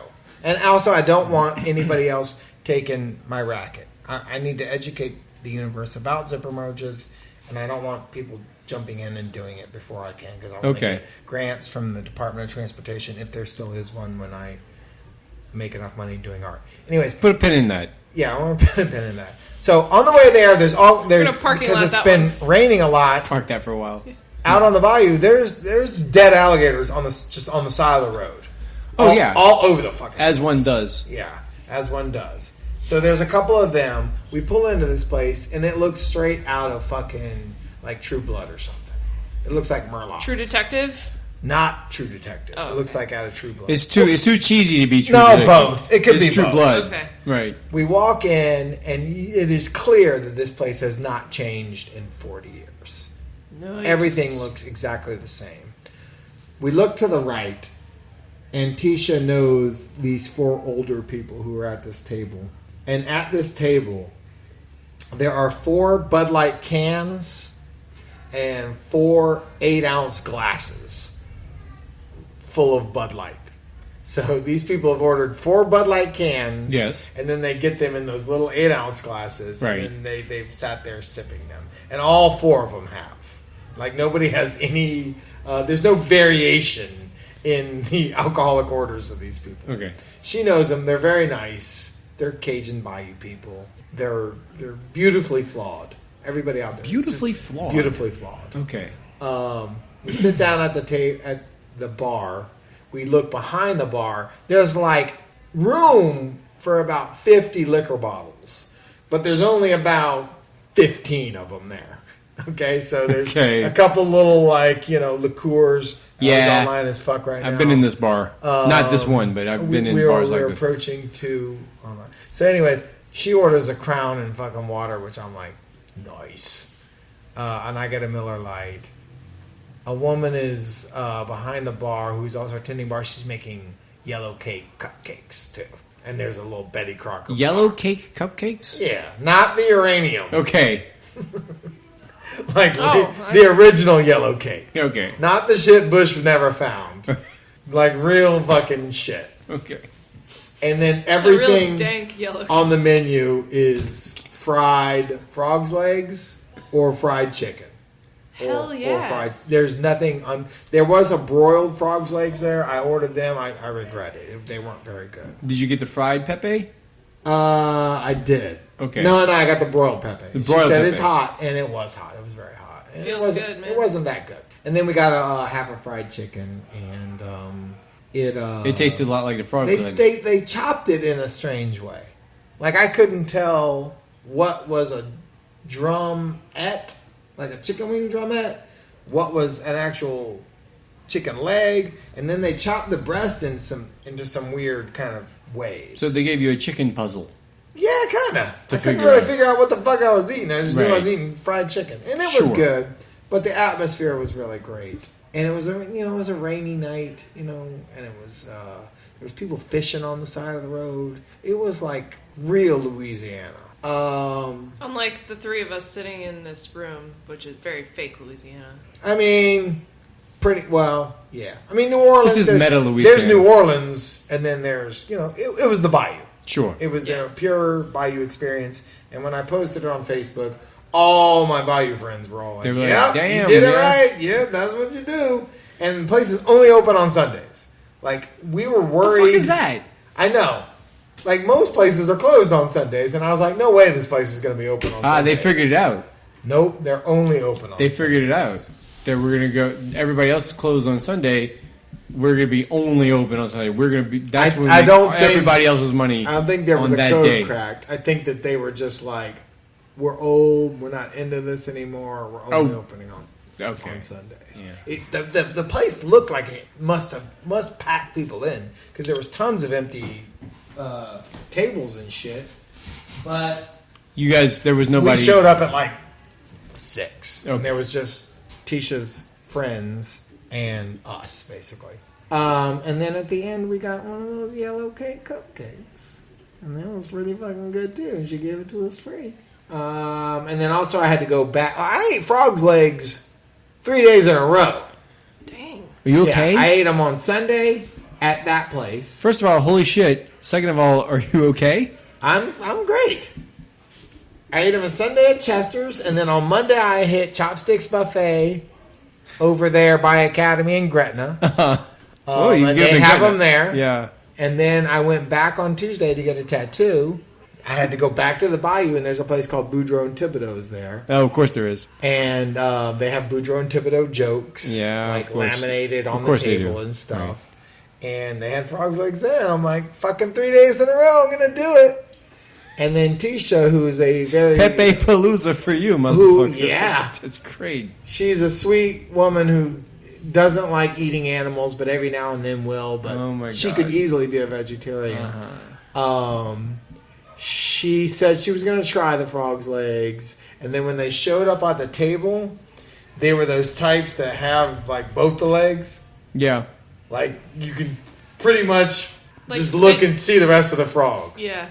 And as soon as she saw that the legs were still attached, she's like, "I'm not eating that. Nope." And I was like, "That's cool. It's cool." You can impute the frog. Yeah, the rest of it is just she just filled in the blank frog. Right. And saw him. So we ate there at Boudreaux and Thibodeau's. It's always really good. And then we went and got our tattoos at the tattoo shop in Houma. There's a bayou out back where there are men in pirogues frogging. Whoa. There's an alligator back there. There was a family of raccoons. Whoa. All kinds of stuff. You want to say anything about your new tattoo? Or Nope. Okay. They'll all see it when it's finished. Oh, it's not entirely It's finished. in progress right now. The tattoo is finished. Settling in. But there's some other things that need to happen to make sure. I want the hair to grow back is basically what it has to happen. And then I will reveal it. Gotcha. So something to look forward to, you guys. Ooh, Can't wait. There's drama in this show. It's a cliffhanger. Awesome. So, that's all the stuff, I guess, right? Yep. Well, let's do the fucking Jive Wire. All right, so The Jive Wire comes to you at the top of each odd hour and is brought to you by Somewhere in the Air or some shit like that. It's Ira Ray's We Met in the Air. We Met in the Air for digital services and stuff Is that for what he does? for your messaging of your thing that you have in the digital realm. He bought us all this great equipment. Ira Ray, and he'll hook you up. For expanded listen, visit our website, hunkerdowncast.com. Get your gig in the Jive Wire. Email hunkerdowncast@gmail.com. The show that begins at sunset is the Steamboat Queenie hosting Cali Calio. The shows that begin at 7 are the Frenchman Tourist Trap hosting Greasy Gree. Chambulas features the Tulane Medical School Brass Band. Butter and Bills has Gutter Punk Tampon. The shows that begin at 6 are Central City Golf Club hosting the Uptown Cougars. Delicious Dopeless Coca-Cola performing their song 1940 standard Who Put the Benzodrine in Miss Murphy's Ovaltine. It sounds so fucking trippy. In the lobby of the Canal Motel. Oh no, that's a late night show, isn't it? Never mind, they're playing 2. Okay. Remember, the 5 o'clock show is not the same as the midnight show. Frat Larry's hosts Napoleon Avenue featuring Construction Zone. A reunion gig. They've moved on to St. Charles, by the way, if you want to catch them. They're doing another. Alright, so the Urinal Bar hosts Beer and a Book Drop. 70 Ski Chalet has the Lusher Lushes. The Lease Bank Bar presents the St. Anne's Chartres. Republic hosts the Standard Brain Eating of Beta. The shows that begin at 8 are the Strobe Light Lounge hosting Menckles Stop. Iconic Structure featuring Mitch Landrieu. Something called Kofefe and the Orbs at the Meme Pit. Meme Pit. Meme pit. Nobody knows how to pronounce that fucking word. Jesus. Yeah, it's meme. Or Kofefe, Oh apparently. yeah? Well, talk to Jeremy Hebert about that because he calls it May. The Night of Joy hosts Toppling Party. Charbonnet and the Charred Bonnets at the TVA Airbnb. But Cheeky Wawa hosts Sarah with an H. The shows that begin at 9 are the bar formerly known as the Smoky Bar features Stab Ray Davies. Still. Botox Nachos at the Circle K Bar. The Audubon Boulevard Bar features the One Percenters. A band called the St. Bernard Brothers is at the Number 10 Vermont Club. Mondays in Mandeville's features Cultural Gumbo. Desiree Desire at the Charbonnet Cabaret. Why we got 2 Desirees in there? She's popular right now. Apparently. She's gonna be the mayor. We'll talk about that next time. She is. Walking Dead Tours is at Harry's Corner Bathroom and Bar. Betty's Pub and Grub and Rub and Tug features the happy endings. What other fucking shit? The Sober Roz Bar hosts Drunk Roz Fest. Oh, this is back. Featuring, I don't know, it's not on here. Maybe it might not happen. No, what are they? What is? Fuck. Sexy Slim. Lady T. Story of Sprung. My Pickle Meat Soulmate. When your girl is your fantasy. Gay for my dogs. No, she ain't gave her dogs no more. She's just anyways. The Booty Bounce Bar features Sneaks of the Z. And the late night show is The Bros Vitriol and the Gidget Spinners at the Trey Letcher's Lounge. Y'all know what you gotta do. Go out there, support, and enjoy. Some live local music. Yeah, hey, look, we wanted to give a shout out to Ira for a submission there. Dude, shout out sounds like the 90s. And I know, we are old people. And also to our friend Erster and to our other friend Cristobal for the submissions to the Jive Bar this week. So, yeah. Hey, did we want to do predictions? Did you have a prediction? Oh, yeah, let's do it. How did we do last time? Did any of them come true? No, well, because I predicted that Trump would leave his Asia trip early. I was anxious. He did not. I was watching that. Yeah, it seemed like at any moment he could have. At any moment he was just going to come home. I don't know what I said last time, so whatever. Oh, you know what? Didn't Billy do some shit this week? Oh, Billy called something white colleges. Yeah, he did. And then everybody got all pissed off at him. I was like, no. When he said, y'all know what I'm saying, I was like, we know what you're saying, Billy. I know exactly what you're saying. I can't see how anyone got mad at him. I was like, we know what he's saying. Every college is a white college. How y'all got mad at him? I don't even know how to unpack that. I mean, I don't know where to start with that. Well, the show's almost over, guys. Right, so it's not really... Do you have a prediction, or you not have a prediction? My prediction is, I don't know, that Billy's going to start calling himself Bill. That's my prediction. Yeah, all right. I like that one. To be more serious, you know? Like when Lawrence Fishburne, when Larry became Lawrence. I think that when... William Nungussa. That's what it will say on the federal indictment. That will be his name, William Nungesser. It'll be very junior. It will be very formal. You know? Okay. What if is his legal name Billy? His mama might have named him Billy. I'm gonna call him Billy. His name is Billowy.